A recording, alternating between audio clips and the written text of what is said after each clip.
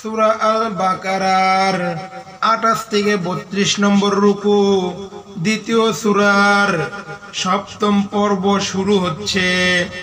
28 নম্বর রুকুতে আল্লাহ রাব্বুল আলামিন বলেন, 222 নম্বর আয়াত, তারা আপনাকে জিজ্ঞেস করে হায়েজ সম্বন্ধে কি হুকুম, জবাবে বলুন এটা এক অপবিত্র অবস্থা। হায়েজ অবস্থায় বিবিদের কাছ থেকে আলাদা থাকবে, পাক সাফ না হওয়া পর্যন্ত তাদের কাছে যাবে না। যখন তারা পাক সাফ হয়ে যায় তখন আল্লাহ যেভাবে হুকুম দিয়েছেন সেভাবে তাদের কাছে যাবে। আল্লাহ তাদেরকে পছন্দ করেন যারা পাপ থেকে ফিরে থাকে ও পবিত্রতার পথে চলে। তোমাদের বিবিগণ তোমাদের ফসলের ক্ষেতের মতো, তোমরা যেভাবে চাও সেভাবেই তোমাদের এ ফসলের ক্ষেতে যেতে পারো, কিন্তু নিজেদের ভবিষ্যৎ নিয়ে ভাবনা চিন্তা করো এবং আল্লাহর অসন্তুষ্টি থেকে বেঁচে থাকো।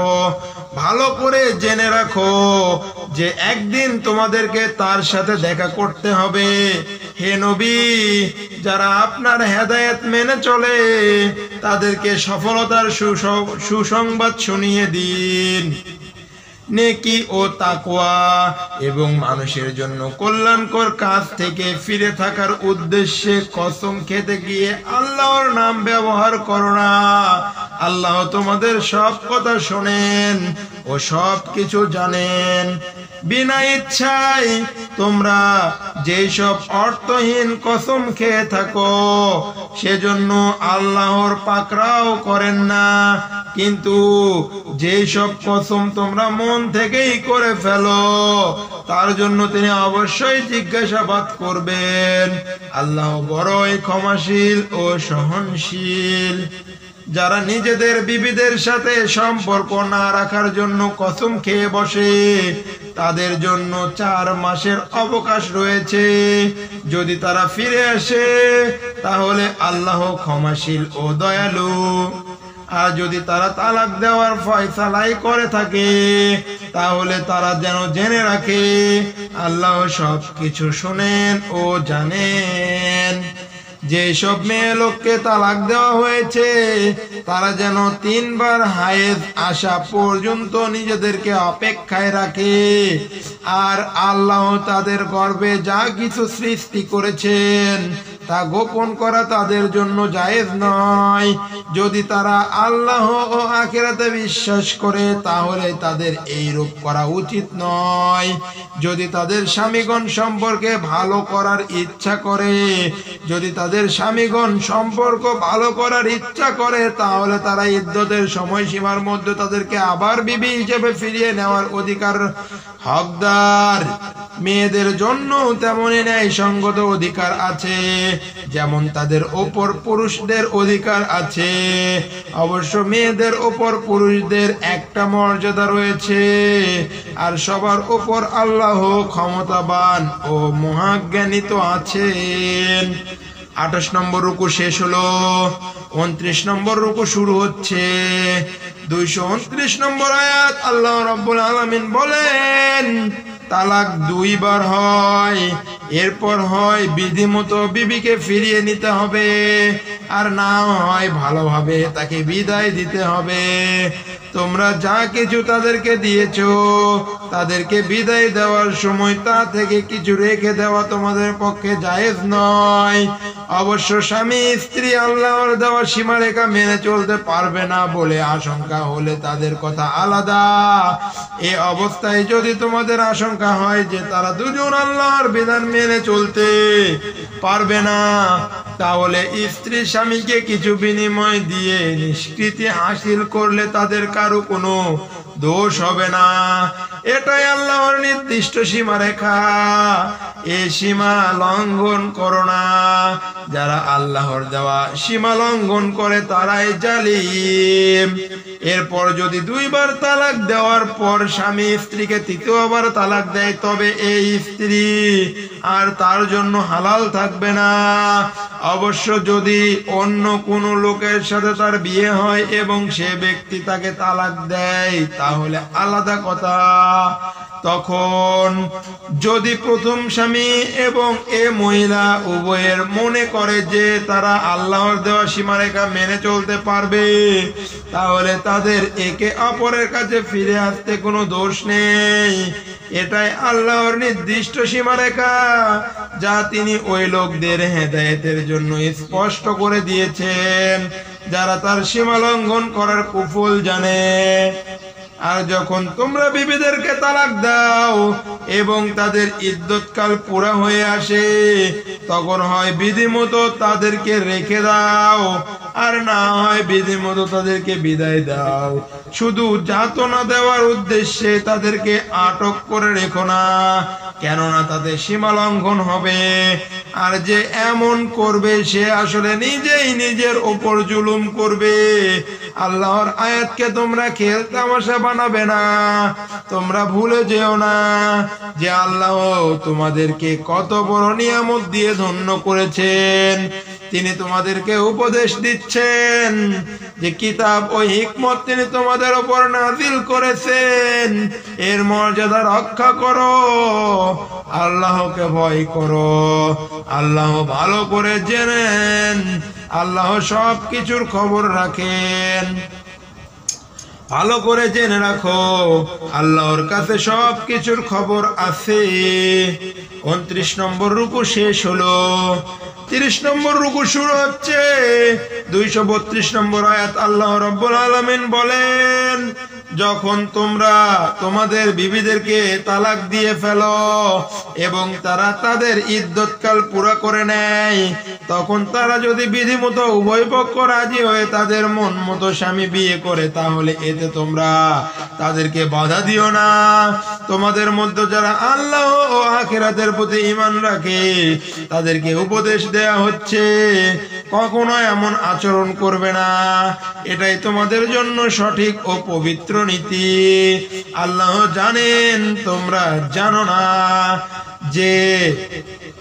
যে বাপ চাই তার সন্তান দুধ পান করার পুরো সময় দুধ পান করুক, তার জন্য মায়েরা তাদের সন্তানদের পুরা 2 বছর দুধ পান করাও।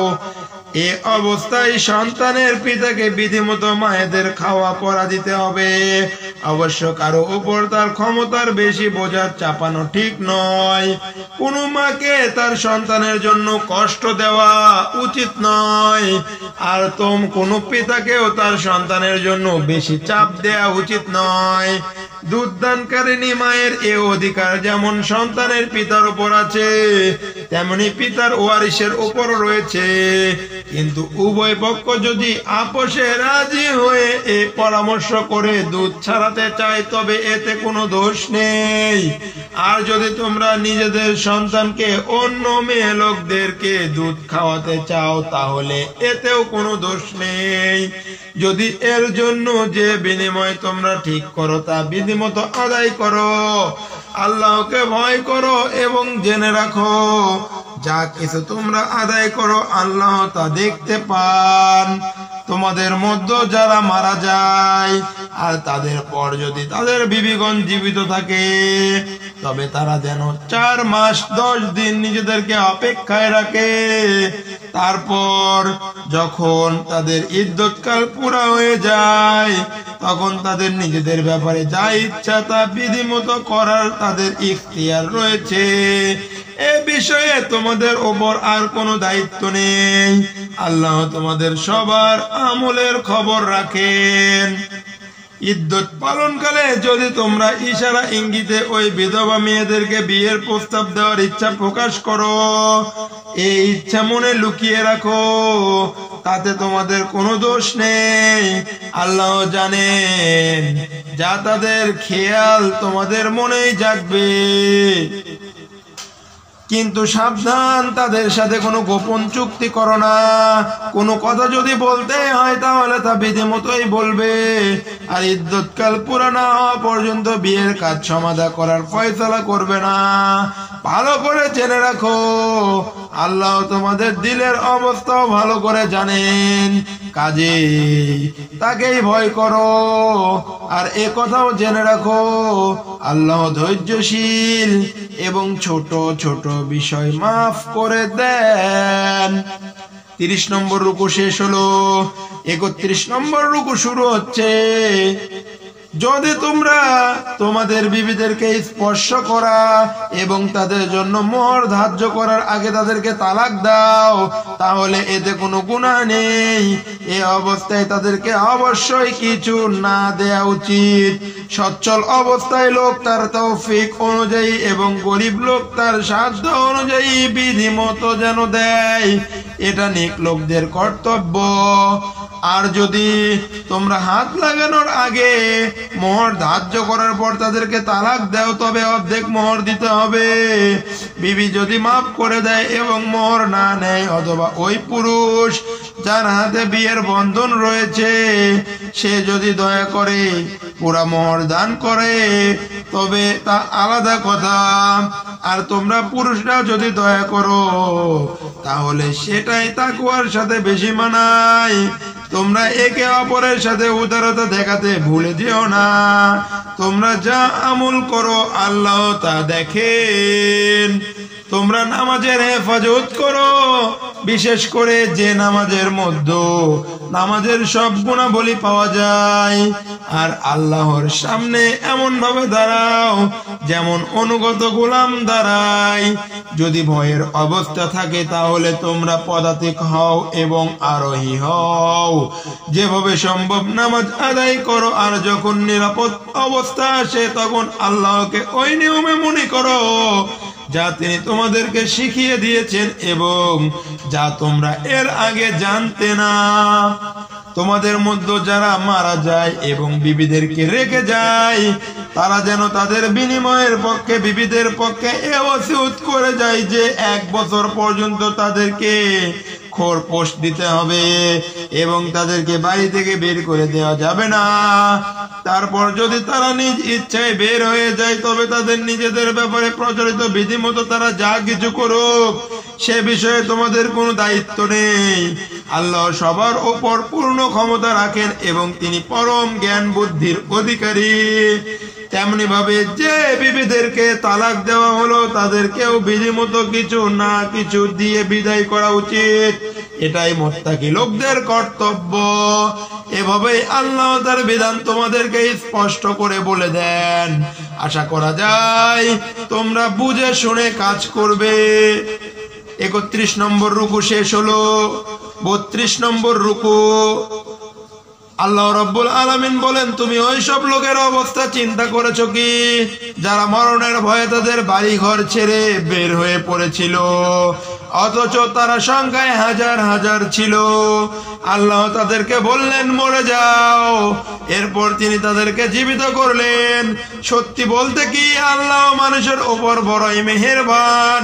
সত্যি বলতে কি আল্লাহ মানুষের উপর বড়ই মেহেরবান। কিন্তু বেশিরভাগ লোক শুকরিয়া আদায় করে না। হে মুসলিম জাতি, তোমরা আল্লাহর পথে লড়াই করো এবং ভালো করে জেনে রাখো আল্লাহ সবকিছু শুনেন ও জানেন। তোমাদের মধ্যে কে এমন আছে যে আল্লাহকে কর্জে হাসানা দেয়, যাতে আল্লাহ কয়েক গুণ বাড়িয়ে তা ফেরত দেন?